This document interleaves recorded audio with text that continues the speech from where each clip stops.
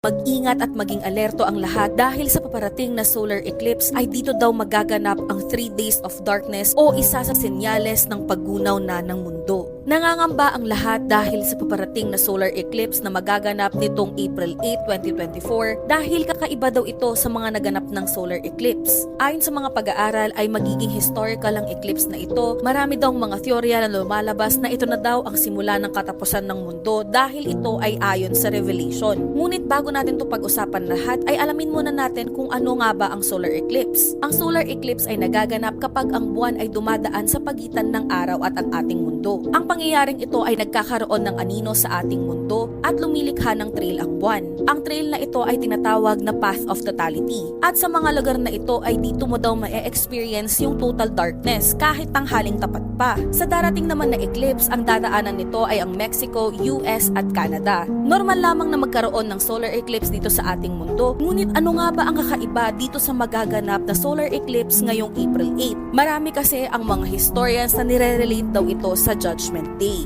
Marami kasi ang nakapansin na doon sa Path of Totality ay dito ang lugar na tinatawag na Nineveh. At ayon naman sa Biblia, ang Nineveh ay ang lugar kung saan pinapunta ng Diyos si Jonah upang balaan ang mga tao na magbago na daw sila kung hindi ay mararanasan nila ang puot ng Diyos.